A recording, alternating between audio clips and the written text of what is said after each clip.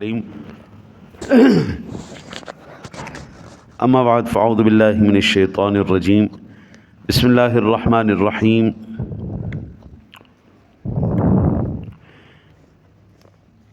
قل هل تربصون بنا الا احدى الحسنيين ونحن نتربص بكم ان يصيبكم الله بعذاب من عنده او بأيدينا فتربصوا انا معكم متربصون۔ آپ کہیے کہ تم ہماری دو بھلائیوں یعنی فتح یا شہادت میں سے ایک کا انتظار کر رہے ہو، اور ہم تمہارے متعلق صرف اس بات کا انتظار کر رہے ہیں کہ اللہ تعالیٰ تمہیں اپنے پاس سے عذاب پہنچاتا ہے یا ہمارے ہاتھوں عذاب دلواتا ہے، سو تم بھی انتظار کرو اور ہم بھی تمہارے ساتھ انتظار کرنے والے ہیں۔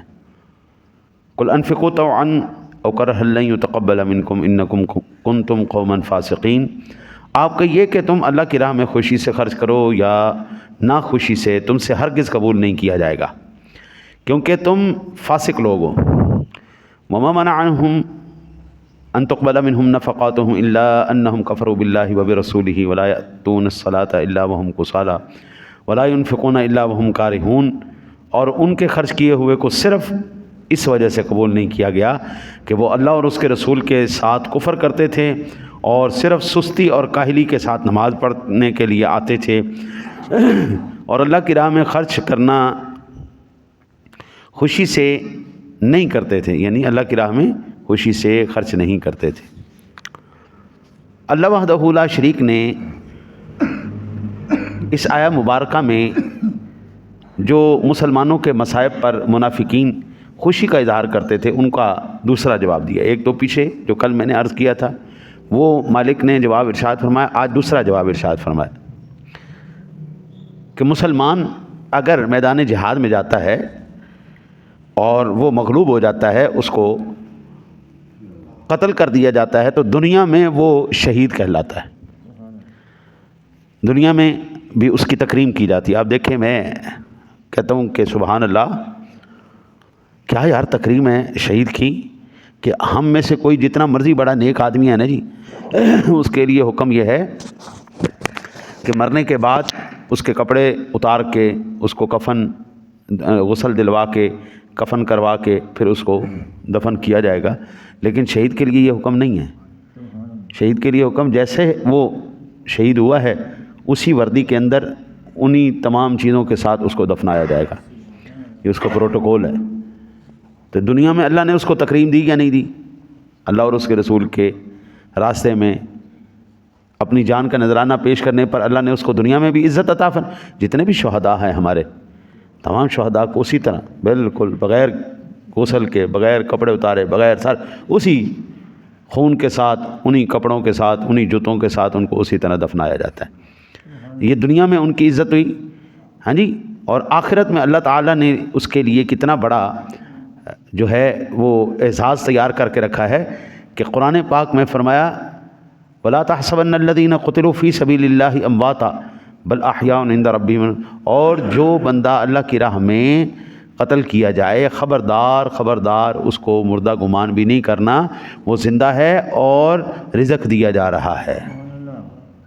اپنی قبروں کے اندر بھی وہ لوگ زندہ ہیں۔ تو مسلمان حضرت جی اگر مغلوب ہو کر شہید بھی ہو جاتا ہے، شہید کہلاتا ہے، دنیا میں بھی عزت ہے، آخرت میں بھی عزت ہے۔ اور پھر میرے آقا جی کریم علیہ الصلوۃ والسلام نے فرمایا اس کی روح سبز پرندوں میں بیٹھ کر جنت کی کیاریوں میں سیر کرتی ہے، باقی ساری دنیا جنت میں اس کی نعمتوں میں بعد میں لطف اندوز ہوگی، اللہ شہید کو پہلے یہ انعام عطا فرماتا ہے۔ اور اگر میدان جنگ میں غالب ہو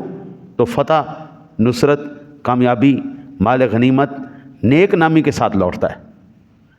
شہید کی بھائی جان جو فاتح ہو کے آیا ہے اس کی عزت ہے نا جی، یہ ماشاءاللہ جناب ہمارے فلاں جنگ میں شریک ہوئے، فلاں جنگ میں شریک ہوئے، فلاں جنگ میں شریک ہوئے اور اس میں فاتح ہو کے آئے، تو دنیا میں اگر زندہ رہتا ہے تب بھی عزت ہے اس کے لیے، اور اگر وہ شہید ہو جاتا ہے تب بھی اس کے لیے عزت ہے۔ لیکن اگر ہم دوسری طرف دیکھیں، جو منافقین ہیں وہ گھر میں بیٹھے رہتے ہیں، اور گھر میں بیٹھنے والا بزدل شمار کیا جاتا ہے، اور اندھوں میں، اپاہجوں میں، بیماروں میں، کمزوروں میں، عورتوں میں اور بچوں میں اس کا شمار ہوتا ہے جی۔ زندہ بھی ہے تو ذلت کے ساتھ ہے، بزدل آدمی، یعنی بیمار، اپاہج، لنگڑا لولا آدمی، کمزور بچوں کی طرح اور عورتوں میں شمار ہونے والا، اور اس کو اپنی جان مال اولاد کا خوف دامن گیر رہتا ہے کہیں کہ ان کا نفاق کسی پر جو ہے کھل نہ جائے، پھر مشرکوں کے ساتھ لاحق کر کے قتل کر دیا جائے گا، یعنی کہ ہر ویلے ڈردا ہی رہتا، ڈردا ہائے میری منافقت کھل نہ جائے، ہائے میرا جرم کھل نہ جائے، ہائے میں کدھر جائے پھڑیا نہ جاواں، ساری زندگی ڈر ڈر ڈر ڈر کے، یعنی ٹیپو سلطان نے کہا تھا نا جی کہ شیر کی ایک دن کی زندگی گیدڑ کی 100 سالہ زندگی سے بہتر ہے۔ ایک دن جیا ہے لیکن جیا تو ببر شیروں کی طرح ہے نا جی، ساری زندگی بندہ ڈر ڈر ڈر ڈر ڈر، اللہ اکبر۔ اور مرنے کے بعد، یہ تو زندگی میں جو ذلت ہے، مرنے کے بعد اللہ ہمیشہ ہمیشہ کے عذاب میں اس کو ڈالے گا، اور اس کیٹیگری میں اللہ اس کو شامل کرے گا جہاں پر کافر بھی نہیں ہوتے، کافروں سے بھی بدترین جگہ پہ منافق جائے گا، وہ ساری زندگی اسی کے اندر عذاب میں گرفتار رہے گا۔ حضرت جی جن 2 حالتوں کا منتظر ہے مسلمان، ان میں سے ہر حالت عزت اور تکریم کی حامل ہے، زندہ ہے تب بھی عزت ہے، فوت ہو گیا شہید ہو گیا تب بھی عزت، اور مسلمان منافق کی جن 2 حالتوں کا منتظر ہے وہ دنیا میں بھی ذلت اور آخرت میں بھی عذاب کی حالت ہے۔ مسلمان یعنی میں قربان جاؤں یار، اللہ سنا مسلمانوں کی طرف سے کیسا جواب دے رہا ہے، وہ کافرو ٹھہر جاؤ، ہم انتظار کر رہے ہیں، یا تو اللہ کے عذاب سے تم مارے جاؤ، یا پھر ہم اس بات کا انتظار کر رہے ہیں ہم تمہاری گردن دبوچیں گے، یعنی اللہ مارے تب بھی عذاب، مسلمانوں کے ہاتھوں مارے جائیں تب بھی عذاب میں، دونوں حالتیں ان کی عذاب کی، پریشانی کی، اور مسلمان کی دونوں حالتیں عزت اور تکریم کی۔ اور پھر ارشاد فرمایا کہ آپ کہیے کہ اللہ کی راہ میں خوشی سے خرچ کرو یا نہ خوشی سے، تم سے ہرگز قبول نہیں کیا جائے گا، کیونکہ تم لوگ فاسق ہو۔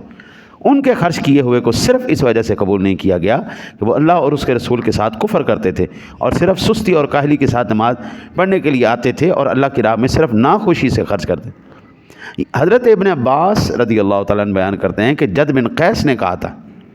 کہ عورتوں کو دیکھ کر اپنے نفس پر ضبط نہیں کر سکتا، لیکن میں اپنے مال کے ساتھ آپ کی امداد کروں گا۔ اس موقع پر یہ اللہ نے آیا مبارکہ کو نازل فرمایا، تم خوشی سے خرچ کرو یا نہ خوشی سے خرچ کرو، تمہارا کوئی بھی اللہ کی بارگاہ میں قبول نہیں کیا جائے گا۔ حضرت جی حرام کی کمائی ہو یا فاسق اور فاجر کی کمائی ہو، اللہ اپنی بارگاہ میں قبول نہیں فرماتا۔ مسجد میں آپ اندازہ کیجئے، نہ صدقہ، نہ خیرات، نہ زکوٰۃ، نہ فطرانے، نہ اس طرح کی کوئی چیز، خالصتاً ہدیہ، وہ بھی مال حلال میں سے۔ مسجد میں خالصتاً ہدیہ لگتا ہے، وہ بھی مال حلال میں سے۔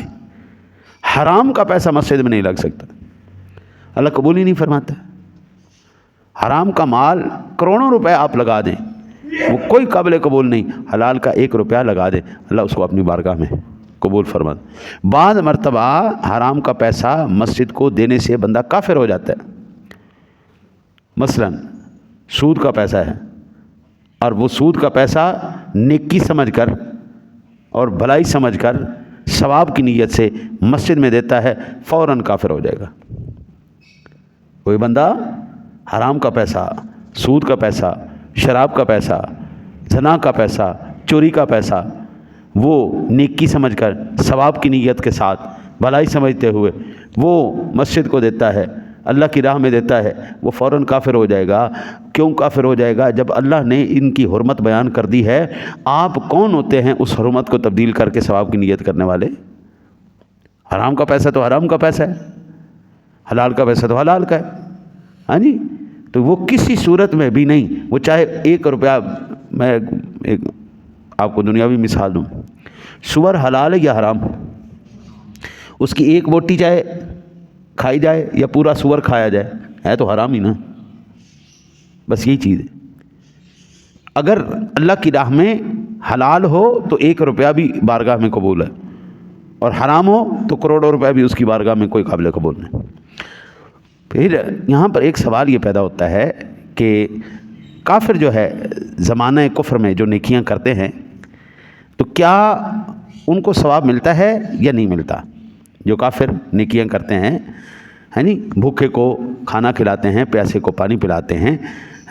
اور کسی مصیبت زدہ کی مدد کرتے ہیں، اپنے رشتہ داروں کے ساتھ حسن سلوک کرتے ہیں، کسی کا نقصان ہو جائے تو اس کے نقصان کی تلافی کرتے ہیں، یہ کتنے اچھے اچھے کام ہیں یہ گنگا رام ہے، گلاب دیوی ہے، یہ جتنے بھی ہیں یہ سارے غیر مسلموں نے بنائے ہوئے ہیں، مسلمانوں نے نہیں بنائے ہوئے، یہ کتنے اچھے کام ہیں، تو ان کا پھر کیا صورتحال ہوگی؟ تو حضرت جی اس کا سب سے آسان ترین جواب یہ ہے کہ اللہ وحدہ لا شریک ان تمام کافروں کو اس دنیا کے اندر ہی اس کی نعمتیں، راحتیں اور بھلائیاں عطا فرما دیتا ہے۔ اب اس کا جو میں نے استدلال کیا ہے وہ صحیح مسلم شریف کی حدیث پاک ہے، کتاب الایمان کی ام المؤمنین امی عائشہ صدیقہ طیبہ طاہرہ رضی اللہ تعالی عنہا بیان کرتی ہیں کہ میں نے عرض کیا یا رسول اللہ صلی اللہ علیہ وسلم، ابن جدعان زمانہ جاہلیت میں رشتہ داروں کے ساتھ نیک سلوک کرتا تھا اور مسکینوں کو کھانا کھلاتا تھا، کیا یہ کام اس کو نفع دیں گے؟ انہوں نے فرمایا کہ یہ کام اس کو نفع نہیں دیں گے۔ اس نے ایک دن بھی یہ نہیں کہا اے اللہ حساب کے دن میری خطاؤں کو بخش دینا، یعنی ایمان نہیں لایا۔ تو جو ایمان نہیں لایا اس کی کس چیز کی نیکی؟ دنیا کے اندر مل گئی بھلائی، بس ٹھیک ہے۔ آپ دیکھیں نا جی، اس دنیا کے اندر دو قسم کے لوگ ہم نے دیکھے ہیں عام روٹین، ایک وہ جن کے پاس نعمتیں بے شمار ہیں، بے شمار نعمتیں، اتنی نعمتیں کہ ان کے کتے بھی اے سی میں بیٹھتے ہیں، اور ایک وہ لوگ ہیں جو بیچارے پنکھے کی ہوا سے بھی ترستے ہیں، اور اے سی کی ہوا تو وہ بھول ہی جائے نا جی، وہ اے سی کی ہوا نہیں لے سکتے۔ اب وہ لوگ جو نعمتوں کے اندر سب سے زیادہ فیض یاب ہو رہے ہیں، ان میں اکثر آپ دیکھیں گے نماز پڑھنے والے نہیں ہوں گے، زکوٰۃ، روزہ، حج یہ کرنے والے نہیں ہوں گے، الا ماشاءاللہ ان میں سے کوئی ایسا آ جائے جس کے پاس پیسہ بھی وادو ہو اور وہ یہ بھی کام کرتا ہو، الا ماشاءاللہ۔ اب وہ دین سے دور ہوئے، دنیا ان کے قریب ہو گئی۔ اور جتنے بھی ایسے لوگ ہیں ان میں سے اکثریت کی میں بات کر رہا ہوں، اکثریت جو لوگ پریشانی میں، تکلیف میں اور آزمائشوں میں وقت گزارتے ہیں، آپ اکثر دیکھیں گے وہ ایمان کے نزدیک ہیں، نماز پڑھنے والے، نیکی کرنے والے، بھلائی کرنے والے، صلہ رحمی کرنے والے ہوں۔ اب مومن کے لیے یہ دنیا آزمائش خانہ بنا دی گئی ہے اور کافر کے لیے جنت۔ میرے آقا کریم علیہ الصلوۃ والسلام کا ایک فرمان علی شان ہے، الدنیا سجن المؤمن و جنت الکافر، دنیا مومن کے لیے قید خانہ اور کافر کے لیے جنت ہے، اور آخرت ایمان والے کے لیے جنت ہے اور کافر کے لیے قید خانہ اور عذاب۔ ایک حدیث پاک یہ ہوگی۔ دوسری بھی مسلم شریف کی حدیث پاک ہے، حضرت انس رضی اللہ تعالیٰ عنہ بیان کرتے ہیں کہ رسول اللہ صلی اللہ علیہ وسلم نے فرمایا کسی مومن کی نیکی میں کوئی کمی نہیں کرے گا، اس کو نیکی کا عوض دنیا میں بھی دے گا اور آخرت میں بھی اس کو اجر ملے گا۔ رہا کافر تو اس نے اللہ کے پاس کوئی نیکی نہیں ہوگی، اس نے اللہ کے لیے جو نیکیاں دنیا میں کی ہیں ان کا تمام عوض اللہ تعالیٰ ان کو اس دنیا میں دے دے گا، حتیٰ کہ جب وہ آخرت میں پہنچے گا تو اس کے پاس کوئی نیکی نہیں ہوگی کہ اس کا اجر اس کو دیا جائے۔ یہ صحیح مسلم شریف میں صفات المنافقین میں حدیث پاک موجود ہے، ٹھیک ہے نا جی۔ مومن کے لیے دنیا میں بھی اللہ تعالیٰ انعام دیتا ہے اور آخرت میں بھی انعام عطا فرماتا ہے۔ اب یہاں سے ایک اور ہمیں قسم کی احادیث ملتی ہیں کہ وہ لوگ جنہوں نے زمانہ کفر میں نیکیاں کی تھیں ان کو بھی اجر ملتا ہے، جو کافر ہوتے ہوئے انہوں نے نیکیاں کی تھی۔ ایک تو یہ حدیث پاک ہمارے سامنے آ گئی نا کہ کافر کو کوئی بھی نیکی کا اجر نہیں ملے گا، لیکن ایک قسم کی حدیثیں وہ بھی ہمارے سامنے آتی ہیں جن میں حضور سرور دو عالم صلی اللہ علیہ وسلم نے ارشاد فرمایا۔ اب میں آپ کو حدیث سنا دیتا ہوں کہ حکیم بن حزام رضی اللہ تعالیٰ بیان کرتے ہیں کہ انہوں نے رسول اللہ صلی اللہ علیہ وسلم سے عرض کی یا رسول اللہ، میں زمانہ جاہلیت میں چند امور بطور عبادت کیا کرتا تھا، کیا ان کا مجھ کو کچھ اجر ملے گا؟ تو ان سے رسول اللہ صلی اللہ علیہ وسلم نے فرمایا تم نے پہلے جو نیکیاں کی تھیں تم نے ان کو سلامت رکھا۔ یہ صحیح بخاری شریف کی حدیث پاک ہے، 2220 نمبر پر یہ حدیث پاک، اور یہ مسلم شریف میں بھی حدیث پاک۔ اس کا مطلب یہ ہوا، اس حدیث سے یہ بات پتہ چلی کہ وہ کافر جو تمام نیکیاں کرنے کے بعد کفر پہ ہی مرا اس کی نیکیاں زیرو ہو گئیں، کوئی نیکی نہیں۔ لیکن وہ کافر جو زمانہ کفر میں، جہالت میں وہ بندہ نیکیاں کرتا رہا، پھر حضور سرور دو عالم صلی اللہ علیہ وسلم کے ہاتھ پر اس نے کلمہ پڑھ لیا، تو اللہ تعالیٰ اس کی نیکیوں کو باقی رکھے گا۔ حضور کے دامن کا صدقہ، وہ چاہے اس نے پہلے نیکیاں کی ہوں یا پھر بعد میں آ کے اسلام قبول کرنے کے بعد نیکیاں کریں، اللہ تعالیٰ ان کی نیکیوں کو باقی رکھتا ہے۔ اچھا جی، پھر انشاءاللہ زندگی رہی تو میں باقی عرض کروں گا۔ بس اتنا یاد رکھیے حضرت جی، جو آپ اس دنیا میں عمل کر کے جائیں گے، قرآن پاک کی ایک آیہ مبارکہ یہ بہت زیادہ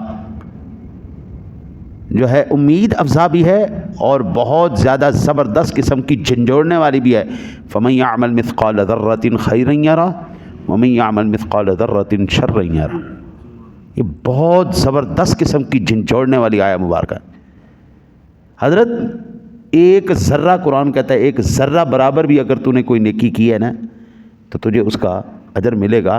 اور وہاں پر ہی فرمایا اگر ایک ذرہ تم نے برائی کی ہے تو تجھے اس کا ضرور، میرے ترازو کے اندر ڈنڈی ہو سکتی ہے حضرت صاحب، میرا ترازو کم تول سکتا ہے، میرا ترازو زیادہ تول سکتا ہے، لیکن جب عدالت الہیہ لگے گی، جب اللہ کی عدالت، پھر کوئی جناب سوال ہی پیدا نہیں ہوتا، بالکل تول کے ساتھ۔ میں نے اپنے لیے کوئی حضرت صاحب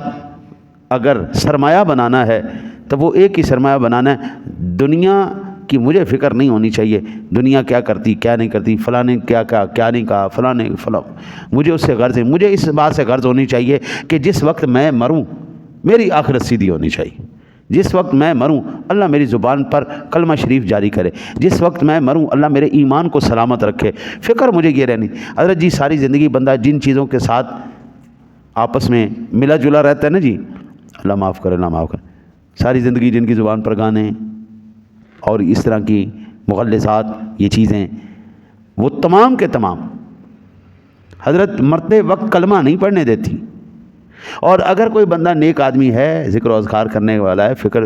اور ذکر کرنے والا ہے، تو آخرت میں ان کی زبانوں پر کلمے جاری ہوتے ہیں۔ زندگیاں آپ نے بھی گزاری ہیں، مرتے ہوئے لوگوں کو آپ لوگوں نے بھی دیکھا ہے، آپ نے بھی یہ دیکھا ہے کہ بعض ایسے لوگ ہوتے ہیں ان کو کہتا بندہ رہ جاتا کلمہ پڑھ لے کلمہ پڑھ لے کلمہ پڑھ لے، ان کی زبانوں پر کلمے جاری نہیں ہوتے۔ بعضوں کو کہنے کی ضرورت ہی نہیں پڑتی جناب، مرتے وقت خود بخود ان کی زبانوں پر اللہ کلمہ جاری کر دیتا ہے۔ آپ لوگوں نے بھی دیکھا ہوگا، میں نے تو یہ اپنی آنکھوں سے منظر دیکھے، میں آخری گفتگو جن کی کلمہ رہی، تلاوت رہی، حضور کا فرمان رہا، ذکر و اذکار رہا، نماز رہا، اور ایسے لوگ بھی تھے مرتے وقت ان کو بندہ تلقین کر کر کے تھک گیا، اللہ کے بندے پڑھ لے کلمہ، پڑھ لے پڑھ لے پڑھ لے پڑھ لے پڑھ لے، نہیں پڑھیا جانا انہاں کو، وہ کیسے مالک ان کی زبانوں پر کلمہ جاری ہونے دے؟ جس نے ساری زندگی منافقت کی ہو، منافق آدمی کی زبان پر اللہ کیوں کلمہ جاری کرے؟ آپ ان سے کہتے مر جائیں گے، وہ نہیں کرنے والے، میرا رب بھی نہیں چاہتا۔ دعا کرو اللہ تعالیٰ اپنے حبیب کریم علیہ الصلوۃ والتسلیم کا صدقہ جب تک ہمیں زندہ رکھے، سچی حضور کی غلامی نصیب کرے، مرتے وقت ایمان پر ہمیں خاتمہ نصیب فرمائے۔ اللہم صلی علی سیدنا و مولانا